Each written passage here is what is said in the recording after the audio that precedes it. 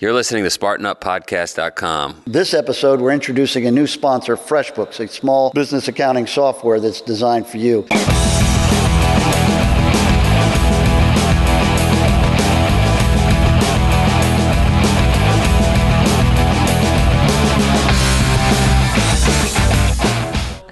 We are here for Spartan Up Podcast in beautiful Pittsfield, Vermont. Sunny day, and I've got sunny people next to me. I got Sunny Johnny, Sunny Colonel Nye, and Super Sunny Sephra.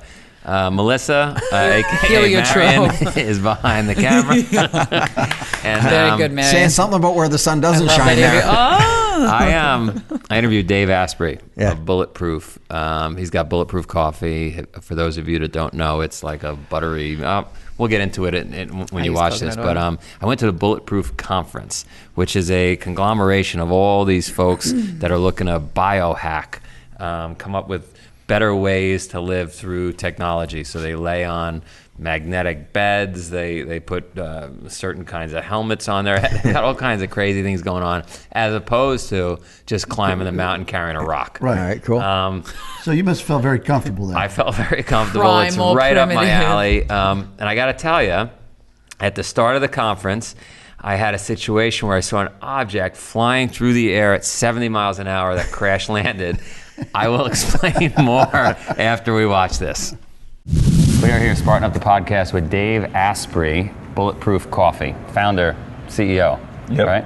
And we're here in Pasadena, California. You've got this conference going on. Explain the conference. The Bulletproof Biohacking Conference is this year attended by 500 people. We've got 35 plus speakers about hacking the human body. Everything from the gut biome to physical performance to mental performance to even things like lasers, whole body vibration, oxygen levels, and something called the Flow Genome Project, where we're actually looking at the scientific basis for the flow state that you go into in a long race, you go into doing extreme athletics, or writing or speaking, or the thing that's your art, when time just goes away.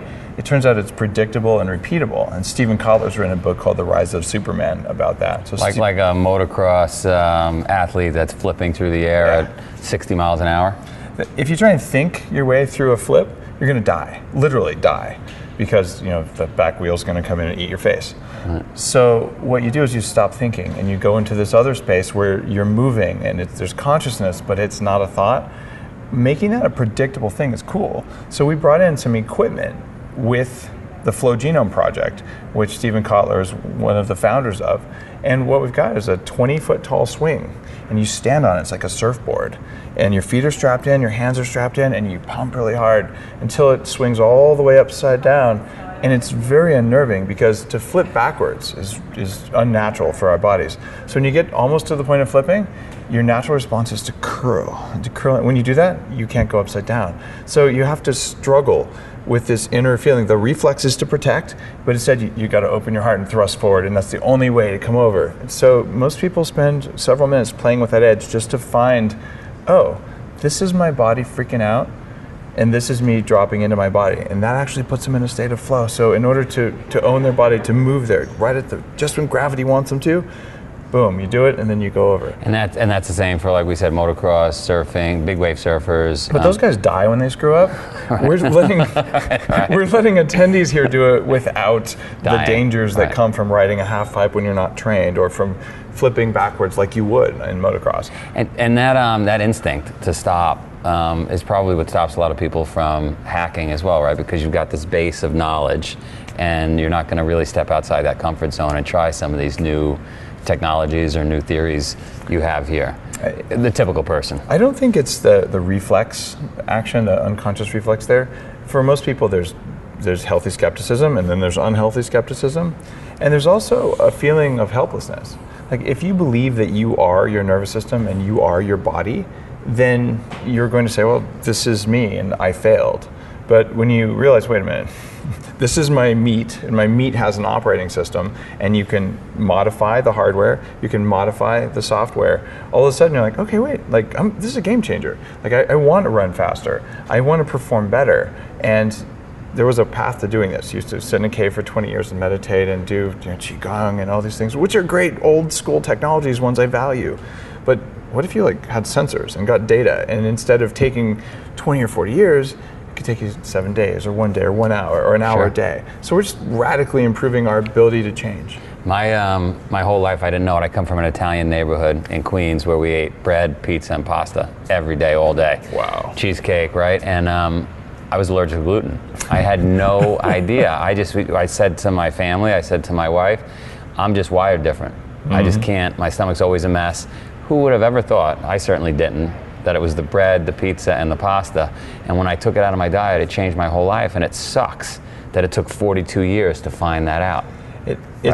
It's almost criminal. I was really pissed off when I discovered the same thing with me. I grew up eating wheat 3 times a day. It's just what you do. And I'm also sensitive to it, and it turns off my brain. It makes me angry. I have less emotional control. So I'm getting road rage. I'm like, I'll kill you, and all this stuff. And it's correlated with what I'm putting in my body, but why didn't anyone ever tell us? Right. Like all of the health problems, all the times you're tired and you didn't want to be, the focus was gone. It wasn't you. It was a hardware problem. I would wake up after a big meal the next day, almost hungover, and I didn't drink.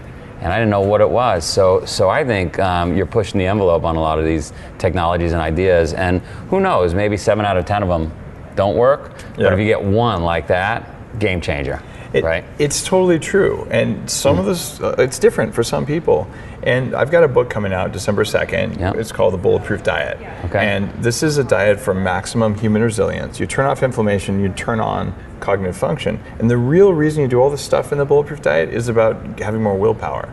Because all these things, like if you eat gluten, it induces a craving. Then you use your willpower to say no to the craving. And then that willpower should have gone into kicking ass, not into saying no to a bagel. Yeah, right. So there's a lot of writing about what willpower does and what food does to willpower, and then what things you can do for performance. And there's a layer of bulletproof foods that pretty much make everyone better, basic biological stuff. There's a layer of suspect foods where you don't know. And then there's a layer of kryptonite foods like gluten, where no one has any business eating gluten unless they're starving, in which case it's better than dying. Right. However, even if you're not sensitive like you and I are, gluten turns off some degree of cerebral blood flow. And Tom O'Brien here at the Bulletproof Biohacking Conference is one of the luminaries in that field, and he's giving a talk that includes some of that stuff. So it's always easy to say, this is, I found this study, I found that study. The media is always misusing studies. So I'll go to the experts, and we'll talk to the experts, and we'll ask them, and we'll put them on stage. And I'll interview them on the podcast. And suddenly you're like, okay, there's a set of principles, try them. And if it works for you, great. And if you eat gluten and you kick ass and it's your best times ever and you have full focus and full function, I still would argue that it's really not a great idea. But hey, but if it works for you, it's fine. Exactly. Right? At least it opens up your mind. My mom, I was telling you, my mom was very forward thinking in the 70s in Queens. Unlike my dad, who was pushing the Italian bread and the pizza and the pasta, she was pushing fruits, vegetables, being a vegan, meditating, yoga, which sounds normal to you and to everybody today, but in the 70s in Queens was not normal. I mean, she was really pushing the envelope. She was a crackpot. She was crazy. Kids used to laugh and, oh, your mother's feeding you branch sandwiches. She's a nutcase. And so we even thought she was a nutcase. And then today you fast forward and you say, wait a minute, she was right. So I question everything based on that, right?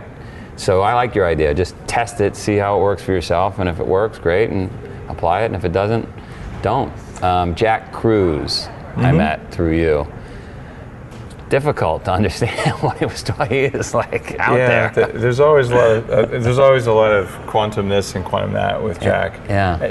The core part that he's talking about is mitochondrial function, the power plants in your cells. I've been hacking my mitochondria for many years. In addition to gluten sensitivity and a lot of other things, I grew up in a basement with toxic mold, and I'm filming a documentary on toxic mold, flying around the country, interviewing top experts in it, and putting together like a professional movie on it. And I know that the mold damaged my mitochondria, so I've been rebuilding mine. I've got a new supplement called Unfair Advantage that grows new mitochondria. The stuff you do, exercise things, intermittent fasting, those things grow new actual power plants. It's different than like raising octane in a car. You want to put in that octane booster. What if instead, though, you actually put in a bigger motor? So my goal for my own cells is to do that. And what Jack's talking about is he's saying, well, you've got to have the ability to make your mitochondria work really well. So that requires things like krill oil and source of EPA and DHA, things like that. Right. Absolutely, I agree with that. He talks about electron flow, which is also accurate because ATP creation is an electrical thing. This is why, for instance, I've used electrical stimulation and ozone and things that are really unknown, even in biohacking circles, in order to increase the electron flow in my body. Electrical grounding, walking barefoot in grass. These are all things that actually affect us electrically because you are electrical as much as you are chemical. Huh. And he liked oysters. For those of us out there that don't know who Jack is, he's a neurosurgeon. He lives down in New Orleans, I think, because he thinks that's the greatest place.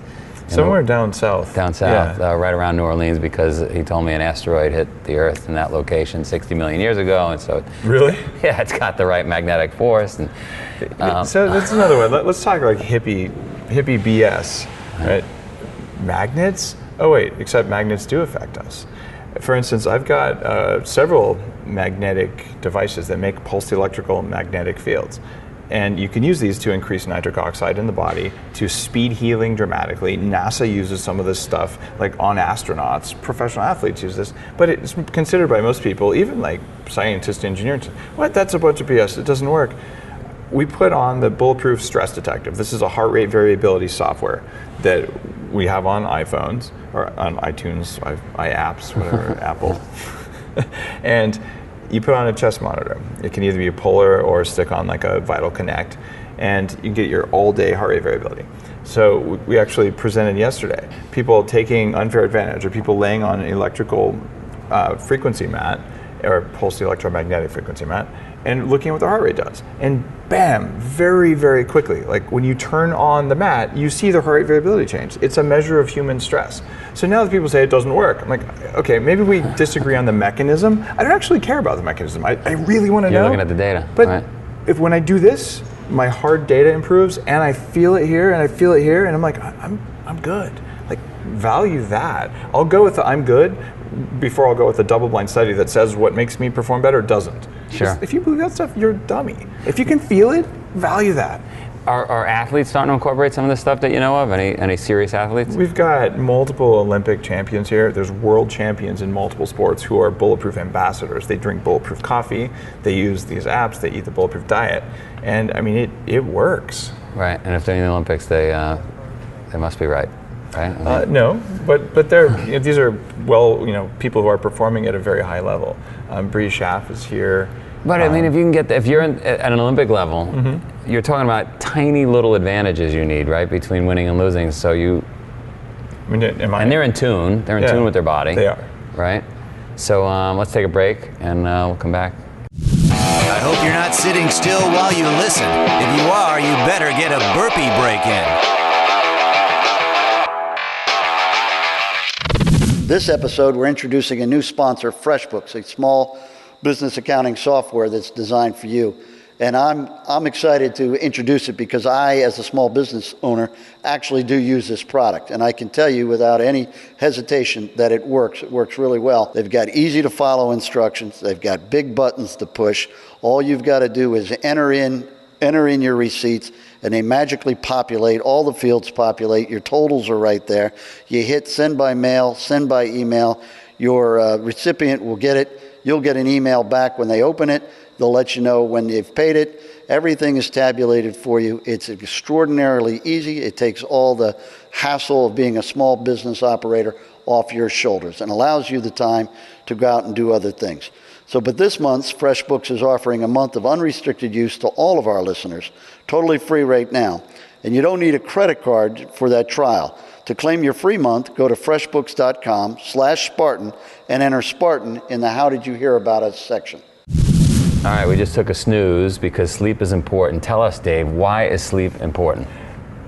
Many people, whether they're CEOs who also are doing Ironmans, or they're people who are just really strong athletes, even some of the professional athletes, they're so massively overtrained because they're focusing on the stimulus rather than recovery. But the secret to life, whether it's being a good business person, being a good parent, whatever it is, intensity, recovery, the wave.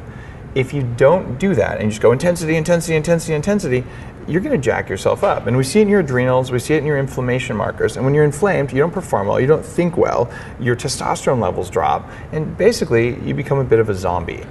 So what's the best way to sleep? Like my wife leaves the light on in the bathroom, and it drives me batty. That'll actually contribute to cancer, to leave your lights on at night. Yeah. One of the easiest and cheapest things you can do is to sleep in pitch black.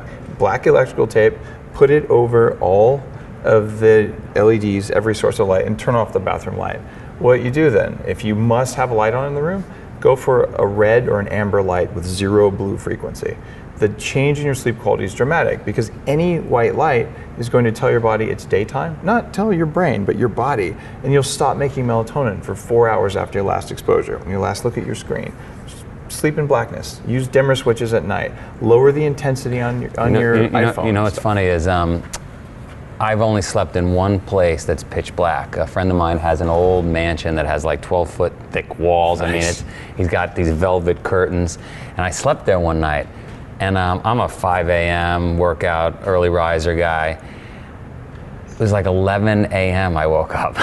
Wow. Because I've never been in like a casket. It was like being in a casket. So I think you're right. I think the body needs complete darkness. Because when light hits me, it's time to get up. Yeah. Right? And so you're in tune with your body. I mean, you push yourself really hard. Yeah. So your body's like ready to go, go, go. But what if you got not even more sleep, but just deeper sleep? And that's something that I've sought after for a long time.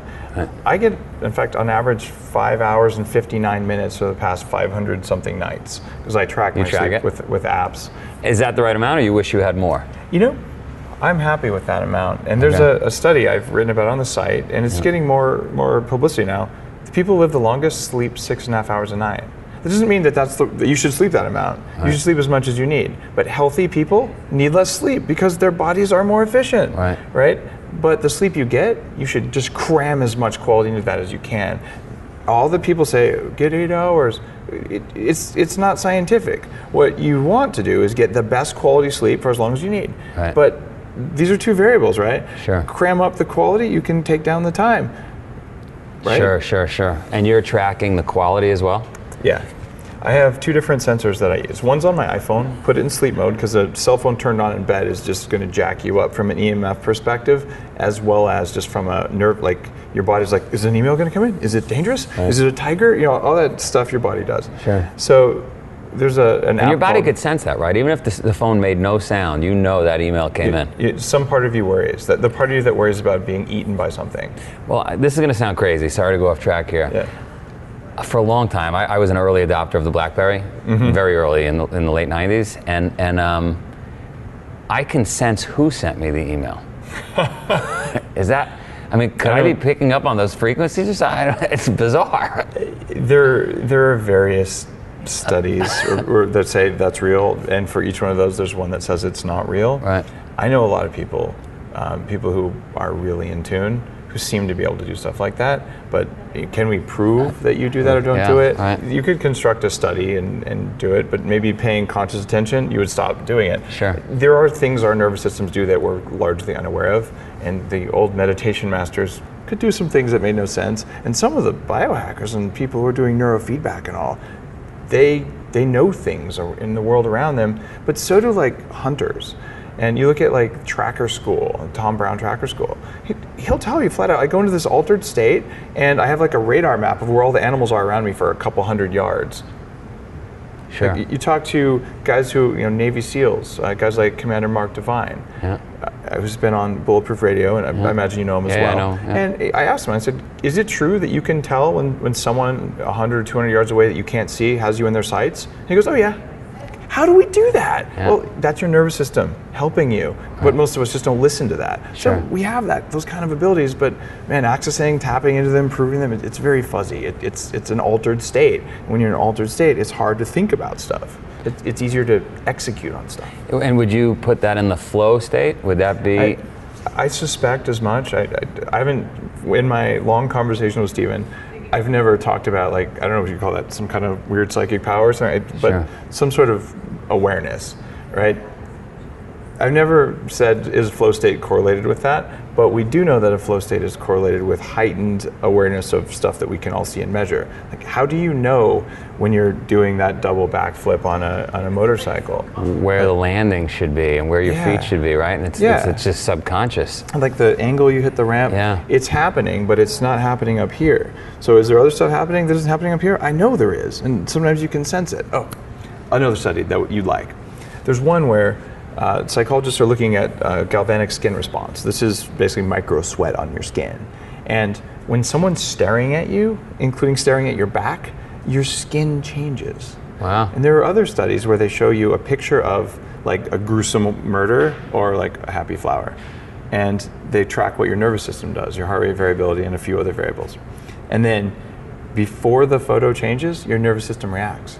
Wow. So if the murder scene's about to come up, your body gets ready for it and knows it's a murder scene, even though you haven't seen it yet. Wow. This kind of stuff is actually kind of scary because it means that there's very fast processing happening in our nervous system that we don't even know, we're not even aware of. Yeah. What else is it doing? And it must be. I mean, if you're going at 70 miles an hour and you're about to do a backflip on a motorcycle, your body's processing it way faster than you can. Yeah. So we're going to crack this stuff with EEG. We're going to see that the brain's in an altered state. We're like, oh, that was a theta state that was only in the frontal part of the brain and it was synchronized between left and right. And when you do that, magic happens. Sure. And suddenly you're aware. So sometimes people know things they shouldn't know. Like they figured out, Watson and Crick had a dream of DNA's structure. So your nervous system, your body's working for you and working against you. And a lot of biohacking is using sensors to teach you in real time when your body's helping you and when your body's basically betraying you. You get that right, you can change not just your performance at whatever your sport is, but in life. It's a pretty amazing machine that's not plugged in. Yeah, right? And there's no instruction manual, for God's sake. Yeah. So diet obviously plays a big role. You've got this book coming out. Yeah. How do people find out about the book?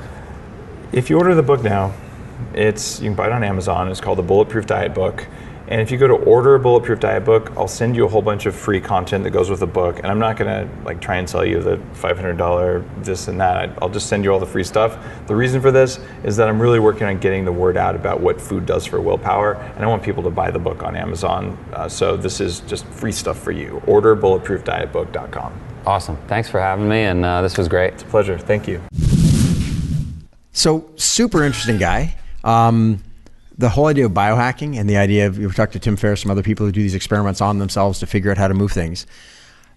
He seemed to be doing a lot of experiments, and it's not knocking it. I mean, obviously super smart guy, and he's getting results. And one thing that he said that I really liked was, you can look at a whole bunch of studies, but if you try something and it feels good and it improves your performance, you got to trust that. And we talk about, the placebo effect, and sometimes there's nothing wrong with the placebo in my mind, but what's your take on, you were there, you saw a lot of this stuff, empirical evidence versus personal experience? Is it a harmony in between? What's your thought? Tough one for me. I wanted to go in open-minded. My mother taught my sister and I to be open-minded. And literally at 7 a.m., I saw a bunch of apparatuses in the room, giant contraptions that were to help you get into a quote-unquote flow state. And I don't know why, but my gut instinct was, I'm not going to try that apparatus. I'll try that one. And as I was on this machine, I saw an object flying through the air at about 70 miles, literally 70 miles an hour. And when my brain could process it, it was a human being. And it was a perfectly stiff human being. So it was like flying through the air at about 14 feet in the air, literally about 70 miles an hour, crashed into a table.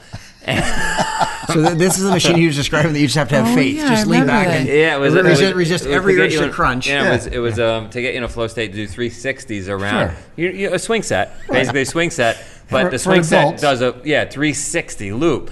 And thank God my brain said, Joe, you're not ready for that flow state. You have a developed brain. I have a developed Yeah. But everybody was fine. And so then my mind started to close down a little bit towards these Sure. apparatuses and contraptions and things. I did try the magnet. Mm-hmm. They put a magnet around my shoulder because I do have problems with my shoulder. Yep. And it gave it a jolt, and it was to loosen up the muscles. I tried the deer antler spray. Oh. Yep. Was Daniel Vitalis there? We talked about eating lots of shrimp and sea creatures that crawl on the bottom of the ocean, sleeping on cold magnets, taking cold plunges, butter in your coffee. There were hundreds of different things to do. Doing weight training where it's only one rep, but it's a ridiculous max rep in positive and negative resistance. Yep. But at the end of the day, I'm convinced that a mountain and a rock and a watch is all that you need. All these other things, I think it's good. I think, listen, somebody smart said to me once, because I said, I don't understand art. I don't understand this crazy abstract art. And he said, what the abstract art's supposed to do is pull regular art that people are comfortable with just a tiny bit over to the right? And I think that's what's probably happening here. Is we go through these crazy concepts. Well, what's new now will be accepted years from now. Sure. Yeah. I mean, that's you've got to. But my I don't really understand that. I gotta say, what my thought when I was watching this, and again, as you just said, you look like a guy who could go up a mountain with a rucksack on. It's because he's been doing it. Well, he's been doing it. But here's a gentleman who's tested out a lot of things to help us perform better, be better athletes, be better humans, whatever. I'm not so sure that he looked like the spokesman or the healthiest guy in the room. Dave's awesome and he's healthy, but if any of us look unhealthy, you know what happens is you've got the greatest intentions, just like we do with Spartan Race. Working. Well, then we sit in front of a computer 18 hours a day. Sure. And Dave's business is sitting in a chair on a computer, unfortunately. Yeah. Mm-hmm. So, when we can figure out how to make money by carrying rocks up a mountain, then we got something. I think. Didn't you already figured? I thought you had that. No, but we don't get to do it. We don't get to do the carrying. Yeah, actually, that's a great point. I think about I met you through a race where you had me carry rocks up this mountain. Yeah, I've never been in that good a shape again in my life. I know, because I got in the business of helping other people do it, and I'm on planes and trains and automobiles, and that's actually with these interviews this go round. I'm very excited about superfoods. I'm very excited about some of these workout things. Yeah. There are a couple things that Dave mentioned here that I actually do want to try. I'm open-minded to all of it. Not so much the deer antlers, no. It's for virility and immortality. Oh, I'm doing great in the first one, and I'm hoping on the second one. So, on that note, to find out more about Dave, to find out more about races, to find out more about my virility, go to SpartanUpPodcast.com. We'll see you soon. Special thanks to our podcast sponsor, FreshBooks. To claim a free month of service, go to freshbooks.com/Spartan and enter Spartan in the How Did You Hear About Us section. Hey, if you're listening to this on iTunes, that's fine, but this is what you're missing out on. And you don't even know what you're missing out on because I'm pointing at myself and you're listening on iTunes. So go to YouTube, watch us in person. You'll get to see all the visual aspects of the interviews as well. And you can join in on the conversations we have in the comment section. And if you're inspired by the stories you're hearing and want to hear more, you can help us to get this podcast out there and get more people listening by leaving a review on iTunes. And we'd love to hear from you. And don't worry about missing any future podcasts. We've got that covered. Just go ahead and hit the subscription button on either YouTube or iTunes, and you can hear all of the future podcasts or go back and listen to previous ones. Thank you for listening to another epic story of success. To find show notes, video, and audio from this episode, please visit SpartanUpPodcast.com/087. Or follow us on Twitter at SpartanUpPod. The Spartan Up Podcast is brought to you by Spartan. To find a race near you, visit Spartan.com.